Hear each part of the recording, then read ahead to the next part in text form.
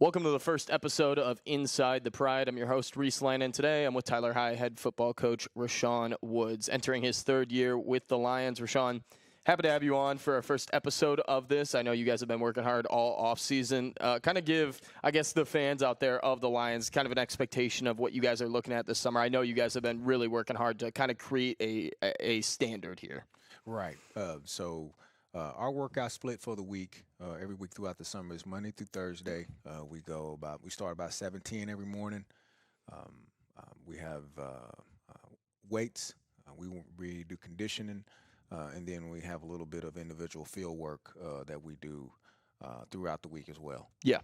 So going back to, setting a new standard with this program, you came in, and obviously you're a guy who's had experience building up programs back even at your last stop in Enid.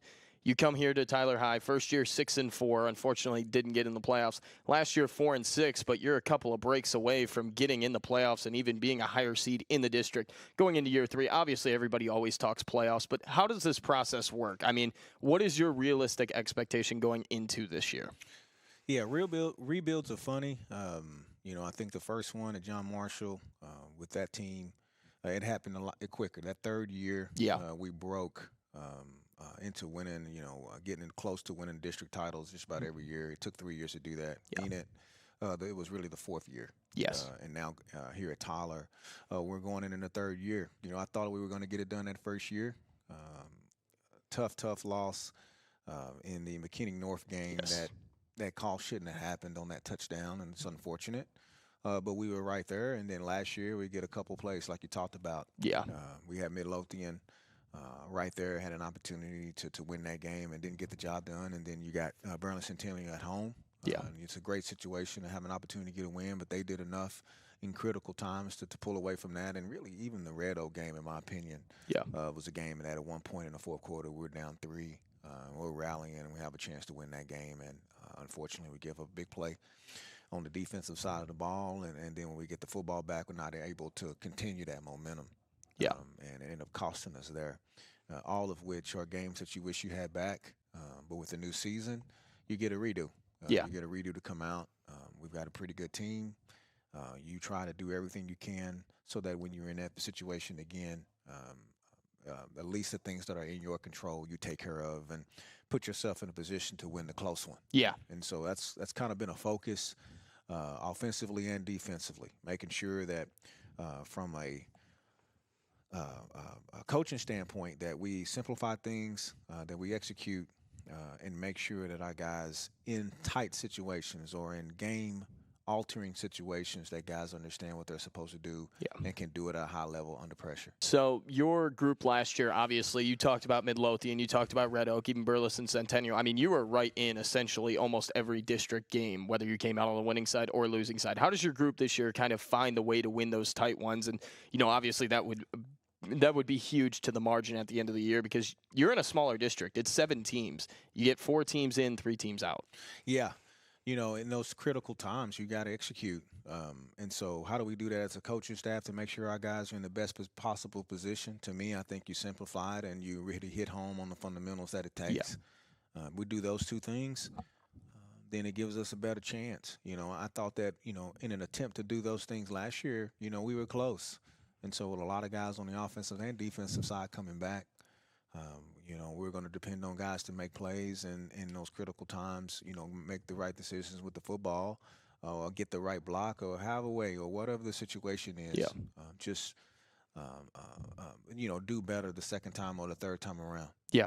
So speaking towards your non-district schedule, I mean, it's competitive. You've got, obviously, a team like Marshall, who we know how physical they're going to be. You play a team like Lufkin, you know how good of a team they are, how physical they're going to be. How does that prepare you for a district schedule? Because, like I said, this district is very, the spots 2 through 5 are always up in the air, I feel like. You've got your Burleson Centennials, your Red Oaks, your Midlothians. All those teams are very similar calibers. How does that prepare you to get into that meat grinder? Yeah, the better teams you play is iron sharpens iron. It's kind of the thing that everybody likes to say, and it's no truer of a statement. Yeah. Marshall was 10-3 last year, or maybe even better than that. They're extremely physical, like you talked about. They're going to do things the right way, and they have a really good team again this year. Yes. We didn't talk. You didn't mention Tyler Legacy, Yes, but Tyler crosstown Legacy, rivalry. of course, it's a rivalry. Yeah. And they were in quite a few games themselves. It wasn't like they were just rollovers or pushovers, and they won't be. No, it's this always year as well. competitive. That's right. Yeah. Coach Shahan is going to have those guys ready to play. Not to mention that it's a rivalry game. Yes. Seagerville was one that got out of hand, but that's they were a playoff team last year. Yeah. It's crazy to think that, but they were a playoff team as well. You never can take those guys lightly either. And then, of course, Lufkin, they made a good run in the playoffs, Yes. and they're always going to be extremely athletic and have some guys that can play. Man, they were big last year. Yeah. And athletic, right? So, Yeah. I think a couple of those dinosaurs have graduated, and so that's a good thing for us. On the interior. Yeah, Yes. yeah. And so maybe, we'll be able to run the ball a little bit better there. But, yeah, definitely some rivalry games in there. Yeah. With Marshall, Tyler Legacy, and Lufkin that are always going to be hard-fought games for Tyler High. Talk about that Tyler Legacy rivalry. You've obviously been here a couple years. You've been fortunate to come out on the right side of it twice. You look at that rivalry on paper, it means everything to this city. How does your team prepare to play them? Because a lot of these guys grew up playing youth football with those kids across town. Yeah, I don't have to say a whole lot to get the guys fired up about the game. Yeah. They know the guys that they're playing across from. Both teams are going to be well prepared, and they're going to be excited about the game, and so are the fans. Yes. And so for us, for me, and personally, I'm going to make sure the team is prepared the same way, in the same manner that we do every game. Yeah. It's not like we put any extra time in it because of it, but there's definitely an added piece to that deal just Yes. because it's a rivalry, and those are fun for the fans and for the kids to play in, not so much for the coaches probably. A little more stress that week. Yes, yes it is. Talk about, your coaching staff going into this year. You've got your coordinators back in Trey Lewis and Lionel Wren. You've got a lot of your position coaches back. Does that kind of speak to the culture you're building? Because, I mean, anyone can sense it walking through this building. It's a little bit different here now. The standard is set. The discipline is there. How do you get these coaches, or you've got these coaches now set up, how do you get these coaches and these players all together? Well, just saying the same things every day, making sure we're doing the same things. The coaches are giving the effort to the players, and the players starting to trust that, hey, we have their best interests in heart. Yes. And that's something that's not easy to do. Mm-hmm. It doesn't matter where we've played or where we've coached in the past. We have to come in and win these guys every day. And coach to the standard that we need to coach at every day. And so as long as we keep doing that, I think over time, the guys will continue to buy in on that deal. But as far as the guys on the varsity right now, they are bought in. You know, and when you talk about buying in every year, you get a new crop of guys that come in every year. And you have to learn their names. You got to get to know, kind of their family dynamic and what they inspire to be, and help put them in a situation to be successful once you learn that. And, the coaches that I have on staff do a really good job of that. Yeah. They're knowledgeable in the game of football, and they care about these kids. Yeah. And those are two things that are extremely important. And those are two things that, the kids will recognize they spend enough time with us. Yeah. Last thing before you go, obviously you're an offensive guy. Talk about, you've got some returners. Everybody knows about the Trey Harrelsons, the Kadarius McMillers, but this offense as a whole has a lot of moving pieces to it. Who's a guy this year offensively who people should know a little bit more about? Yeah, to me, Potts is a guy that is a dynamic football player, whether he's playing receiver or he's in the backfield at running back. I think everybody knows about Kadarius and Ashton Arriaga. Yes. They know about those guys, but hey, Potts is a guy that has all the tools that a young man can have. He's extremely athletic. He's got some good speed to him. He can catch the football. It's very natural to him. Yes. And he's a really, really good player that I think is going to make a lot of plays for us. Chris Moore is another one who played tight end for us at times last year. He's really coming on. A lot of people don't know that, he was coming off a little bit of a knee injury early on in his career, so it took him a little time to really get going. But the way that he's able to run, his physicality out on the edge and that tight end is something that's really special. I really feel like that he's a guy offensively that's going to really, really do some things that's going to jump off the page for us this year. Okay. Thank you, Coach. Mm-hmm. All right. I'm now here with two of the offensive guys for the Lions this year, Trustin Mallard, Ashton Arriaga. Thank you for joining us. Trustin, senior offensive lineman. Ashton, senior running back, but I want to start with Trustin here. You've obviously been on the varsity for a while now. I mean, this is your third year going in, correct? Yes, sir. So you started on the interior of the defensive line. Yes, sir. You moved to tackle. Then last year you were inside at guard a little bit. How is that defensive? I guess how has defense helped you offensively in terms of mindset? Because you're going up against those same guys in the position you used to play at. Yes, sir. It's basically just like a mirror. It's like I already know what to expect from the defensive lineman or my Yeah. opponent. So then it's give me, I know how to, it's basically like I know how to counter their moves easily. Yeah, yeah. And talk about a little bit, I mean, you made the switch, obviously, to the offensive side of the ball. What has been the thing that has been most different for you on the offensive side of the ball compared to the defensive side of the ball? It's basically, defensive side is way faster. Yeah. Offensive side, I get to take my time. And then, but still, though, my footwork. Yeah. Yeah, Right now, with Ashton, obviously this is your third year as well on varsity. I know your sophomore year at the beginning of the year, I know you've talked about you weren't on the field a ton, but you kind of got the opportunity. You ran with it. You played behind a guy like Derek McFall, and now you're playing with a guy like Kadarius McMiller, kind of a 1-2 punch. I know Coach Woods talked about Markeithian and Potts as well in that backfield. Yes, sir. How does that, I guess, looking at the picture of that running back room, you've got three of them. How do you guys make each other better? We just all grind. We all make each other better by we all on the field. So I mean, we can run routes. We could get the ball. We can take off with it. We all can run. We all got different type of moves. We all are different backs, and our running back room is Something special. Yeah. Something special. I say we got one of the best running back rooms in East Texas and in the whole country. Yeah. How do you guys, I guess, roll off last year's momentum? Because there were some ups and downs. There were some games where you guys struggled to run the ball, but as Coach Woods talked about, like a team like Lufkin where you're facing such heavy interior presence, Yes, sir. makes it tough. How do you guys build off last year's, another year of experience for you and Kadarius and Potts being added into the fold? How do you guys take last year's experience and make it better this year? Just going against the people that we played last year, that made us a whole much better for this year. Just because that we know how they're gonna what they're gonna do up front at the line, especially Lufkin. They had some big boys up there. Mm-hmm. We have to make sure we escape, get outside, break, make a move on a safety, and go score. Yeah. So back to you guys as a whole. Like I said, 3-year varsity players. You guys are trying to get Tyler High back to the playoffs because Tyler High has not been to the playoffs since you guys were in 8th grade, correct? Yes, sir. So you have the chance to do something that hasn't been done here in a little while. And talking to Coach Woods, I know you guys were, a bounce here, a missed call here, like that sort of thing from being in the playoffs last year. It's a tough district. You know that going in. But last year's experience, how do you guys use last year's experience? Kind of going back to your question, how do you guys use the experience last year playing teams like that to win, to get over the hump this year? Because you were right there last year. You guys were very close to getting in. Just being coachable and just knowing our assignment on the field, and just the penalties that we had last year hurt us real bad. Yeah. And just not knowing our assignment and when we need to be at, it hurt us real bad last year.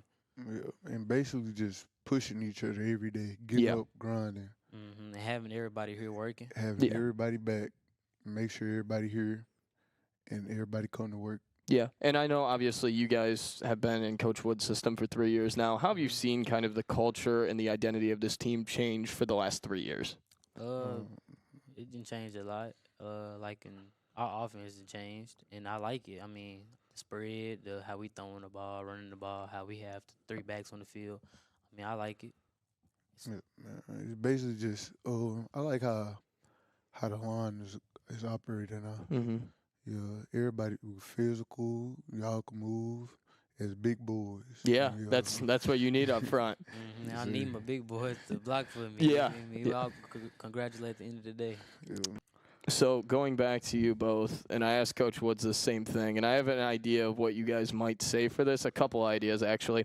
Who's somebody we don't know about yet on this team that's going to do big things this year that maybe not everybody knows too much of yet? It's Chris Moore. Chris Moore? Why Chris Moore? 6'5". He can go get it. Yeah. Keelan Merrick. Keelan Merrick, sophomore. Special kid. Yeah. Special. Yeah, I feel like he's going to do a whole bunch. And I could say Pepe Wallace, if he get on the field, he could do some stuff on the field at the end position. So going back to kind of the culture this team has built, you guys have a lot of seniors, a lot of juniors, a lot of sophomores here. I feel like you guys are really close as a group. Is that Yes, true? Yes, sir. Yes, sir. And being so close as a group, I mean, you guys have kind of been through the ups and downs. I know it's going to feel good eventually when you get over that mountaintop. Yeah, especially when we start winning, it's gonna be feeling good. It's gonna be feeling great. Yeah. Especially for everybody that's on the team, and then even the fans. That's gonna be Yeah. It's gonna be more fans and more fans at the game, and they're gonna appreciate. They're gonna be like.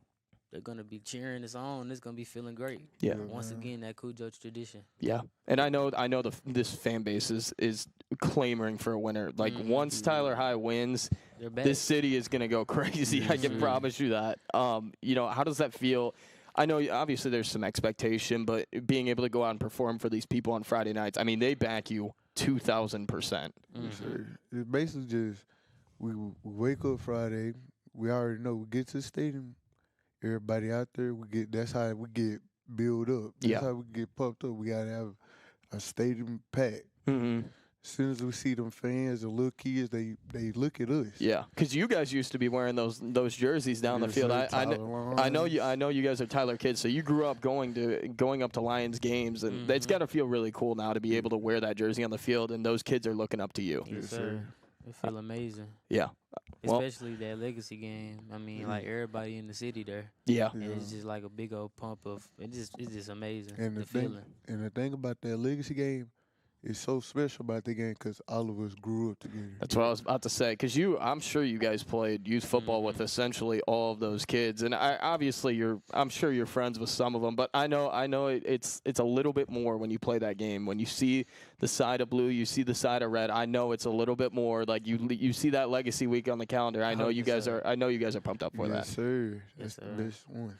Yep. Well, this is Ashton Arriaga, Trustin Mallard. I'm sure they're going to be back at some point this year, but thank you guys for coming on today. Yes, sir. sir. Thank you for having me. All right, I'm back here with two of the defensive guys, defensive lineman Tristan Taylor, defensive back Caleb Johnson. I'm going to start with you first, Tristan. You've obviously kind of been in the middle of the defensive line for the last couple of years. I know you guys have a lot more depth there now. Kind of speak towards, what your expectations are for your position group on the defensive line as well as the team as a whole this year, because I feel like it's a lot stronger up front this year as compared to past years. Oh yeah, it's definitely a lot stronger. Like Yeah. we're gonna come and dominate this whole season Yeah. all year long. And to have more depth because last year it wasn't very much depth. It was rotating one guy in and out, Yep. essentially. Yes sir. And now we have that much, a lot of depth, and now we can just dominate over every snap over and over and over again. Yeah. Yes sir. Caleb, I know you've been in that defensive backfield now for the past couple of years, and you've had guys in front of you, Jeremiah Taylor, Amari and Spencer Hood, guys like that in front of you, and now it's kind of like you, Braylon Ford, that kind of group is expected to be the leaders.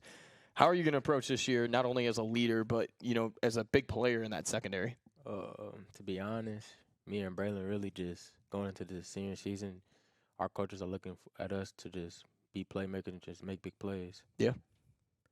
And you last year, Tyler High has had great defensive backs over the years. You're obviously in that corner spot. You've got Braylon back behind you. Mm-hmm. With the younger guys in front of you, how do you kind of teach them every day? Just show them the ropes. Like where is that development coming from? Was that kind of instilled in you from the guys in front of you, or how does that work? Especially from Zach and JT, kind of was instilled into me, and then with my coach as well. So I just try and take on the leadership role and show them the younger kids the way. All right, now I want to talk to you guys about games on your schedule that you're looking forward to. Obviously, I would think Tyler Legacy is up there in terms of significance, but just go across the board. Like, what are a couple games you guys are looking at this year that you're excited to go play? You want to go first? Yeah, Or me? you can start with Tristan if you want. I'll go first. Obviously, like you said, legacy. Yeah. That's the rivalry game. Everybody's there. The whole city is there, and it's just like the vibe, the feel of the crowd. It's amazing. Yeah. And ever since I've been a little kid, just watching them, and now I'm in the jersey. Yeah. And I get to be Yeah. there. And I'm like, it's that time now. Yeah. And It's your senior year, too. Yep. And man, I'm just thinking about it like the past, man. It was great. But now I'm in the jersey now, so Yeah. I gotta go out and represent for the younger ones. But another game, I feel like honestly, Highland Park. Yeah, I had a feeling that one was coming. I had a feeling that one was Highland coming. Park, man. I mean, It's like I think it was the past couple playoff. Yeah. I think it was the past couple Couldn't playoffs. we couldn't get over Highland Park, and I'm like, man, like one day we get in that jersey, we're gonna have to dominate them, like just one day. Yeah. Caleb, what about you? I mean, of course, week 2 against Legacy. Yeah. Last year I didn't have that good of a game, so I'm looking forward to that this year a lot. Highland Park, because they do throw the ball a lot. Yeah. And especially another team, Red Oak. Red Oak, really? Red Oak, yeah. Last year, I know obviously they have playmakers kind of all over. What's that task going to look like for you? Because you're defending some big-time receivers over there for Red Oak. Last year I had to go against a 4-star, and this year I'm going to do the same thing. So this year I'm looking at. Yeah. Talk a little bit about kind of your guys' expectations as a team going into this year, because I don't think it's fair to say, oh, we want to get to this amount of wins or we want to go this deep in the playoffs. But just as a whole, like as a group, what are you guys trying to, I guess, work towards the most? I mean, is it something like where you guys want to make sure you play your game, every game, you guys are hustling to the whistle? What's your expectation as a group this year? To always, let's see, I would say number one, probably our team chemistry. Build it up as much as possible. Of course, everybody playing their role. Yes. Because if everybody's playing their role, we come together as one. Mm-hmm. And just and our big playmakers, just making big plays when the time comes to it. Yeah. Tristan, what about you? Well, say the same thing. You know, team chemistry is something we definitely have. You know, we've been knowing each other for a very, very long time, and for us to, especially like, even though we're like seniors. We've been knowing some of the juniors and sophomores. We've been knowing them for a very long time. Yeah. And so for us to come together as a whole and just dominate and meet the expectation like we need to be. I know this year you guys are going to have a little bit more moving pieces defensively. Kind of talk about, what your group looks like this year. I know we've talked about the depth on the defensive line, but I feel like you guys as a whole, as a unit, are a lot more versatile this year as compared to past years. You have more depth. Kind of talk a little bit about that. Yes, sir. We did change up our formation. We went to a 4-2-5, 4 down linemen, which would help because we got more depth there. Yes. With 5 DBs on the field because we got more depth there as well. Mm-hmm. So I feel like with the 4-2-5, we should have a lot of big plays made this year. Yeah. Yeah. What about you? Obviously this is the biggest switch for you because you're going from just three defensive linemen usually. Now you got 4 up there. What's the difference this year for you? I just know that the pass rush game is going to be something different. It's something special this year. Yeah. For sure. Yeah. Well, thank you guys for talking with us. I'm sure we'll be talking to you guys throughout the year. Marshall opener coming up here in a few weeks. I know you guys are itching at that. And actually, before you go, just talk a little bit about the Marshall game. Obviously, last year just nothing really went right.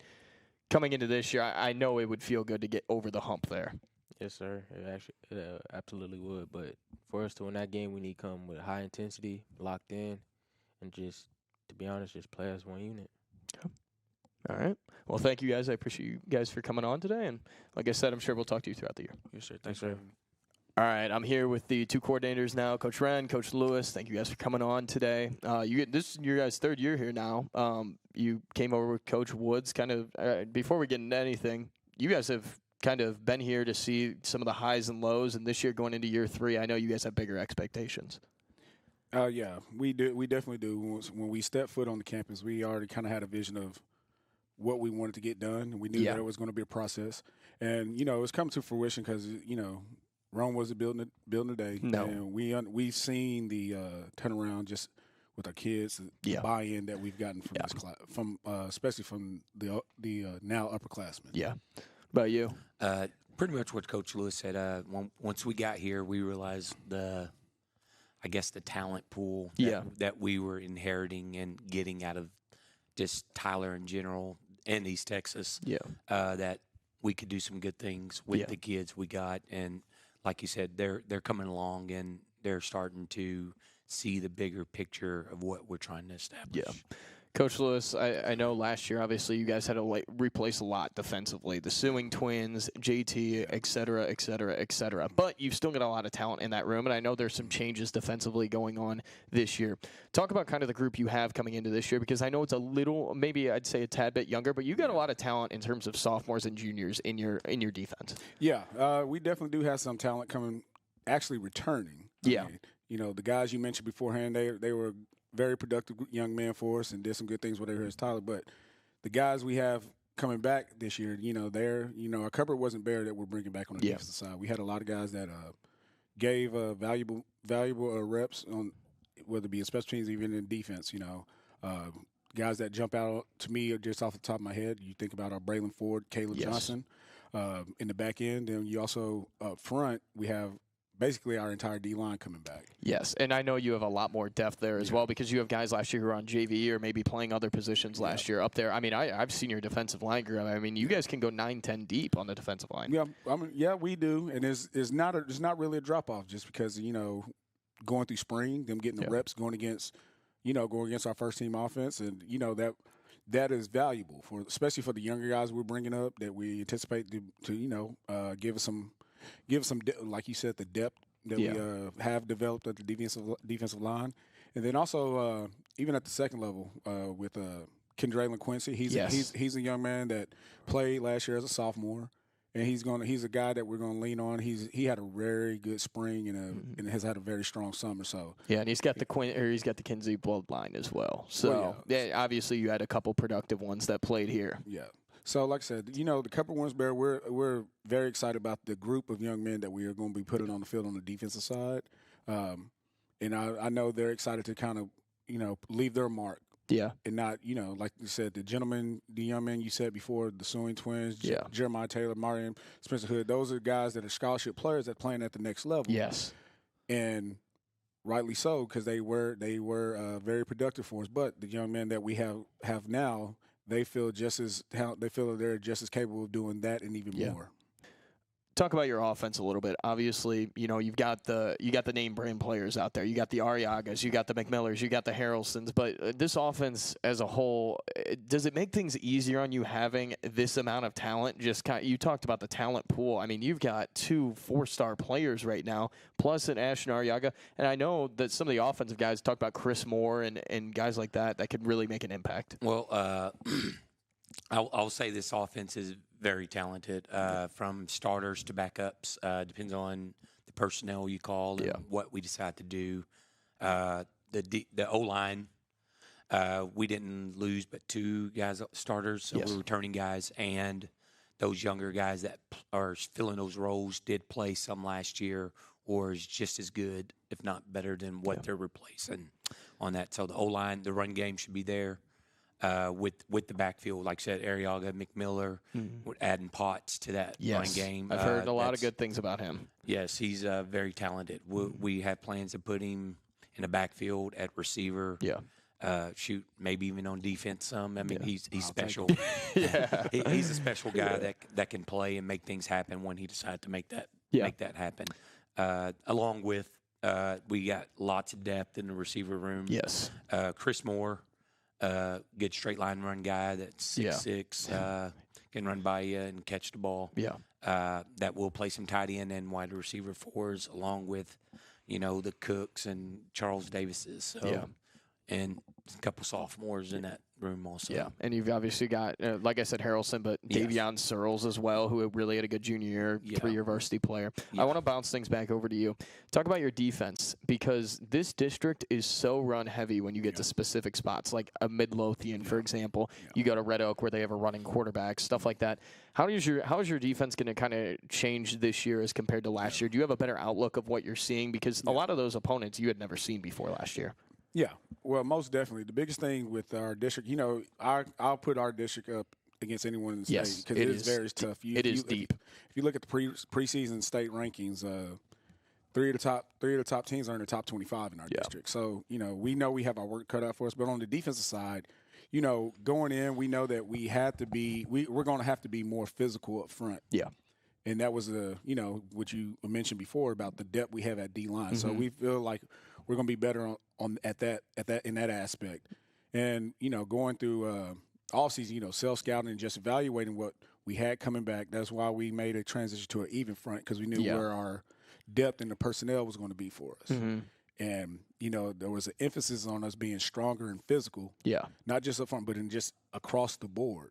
And then there was the emphasis during spring football practice. And then if you came to it, you saw that we were playing like that. And I think it carried over in the summer. Our kids are there. Our young men, they're very still in tune to what needs to be done. They're chomping at the bit, ready to get the season started. And just like us as coaches, but you know, like you talk about with the Midlothians, the Red Oaks, the Highland Parks, and everything. And it's a week-to-week deal, just depending on what they want to do. Mm-hmm. But we still want to get it to where our kids, they understand the rules and they play fast and they play physical. Yeah. And like I said, when you play those guys, you're going to have your work cut out for you. Yeah. It's not going. It's going to be bring your lunch pail mentality, and then like, hey, let's get after it. You can't shy away from it. Yeah. When you play those those teams. Yep. All right, back to Coach Wren, talking about your offense again. What can we expect to see out of your offense this year? Is it going to be kind of more of the same, or are you going to be focusing on getting into your athletes? Like, where's the line that we should see? Well, without giving away too much, the goal is to get it to our athletes, let them be playmakers, and let them work in space. Like I said, we got a 4-star running back there. Get it to him. Hopefully he can make some things happen along with Ashton. Allow Granberry to make some good decisions out on the edge, throwing the ball with our RPO game that we do have. So that's not a secret. But the goal is to get it to the athletes and put more points on the board and start fast. Yeah, this season. In the first half instead of waiting to the second half. Yeah, because there were some that were out of your control. Obviously, like Joshua, when they just drain the entire first half and have 7-8 first downs at the end of the first half. Yeah. But you talk about starting fast. Like, this offense clearly has capability to score points. Like you look in specific games, like you're scoring a ton of points. Like Tyler Legacy, for example, you guys had no problems moving the ball. How do you become more consistent as a unit? We just got to emphasize that we need to get that going earlier. Because when we go into halftime, we make adjustments. There's really no adjustments we're making because the plays that we look at and we're charting, we're moving the ball. Mm-hmm. So we just got to get rid of our own self mistakes. Bad snaps, false starts, drive killer type deals, and just capitalize on that end because we are moving and calling the same exact plays first half and second half. Yeah. I mean, we might here and there make an adjustment, but for the most part, when we start putting points on the board, it's the same exact plays we're calling. If it's not broke, don't fix it. Yes. Exactly. So, all right, going to go back to Coach Lewis. We've talked about your defensive line, but I feel like that could definitely be a strength of this unit, just the depth, especially early in the year when it's 98 degrees out at kickoff and you got to rotate guys in and out. How much more of a luxury this year is it to have a rotation up there rather than just, one guy coming in, one guy coming out, essentially? Well, I think you mentioned it just by asking the question. The depth that we have, the luxury we have of it is keeping fresh legs out there. Yeah.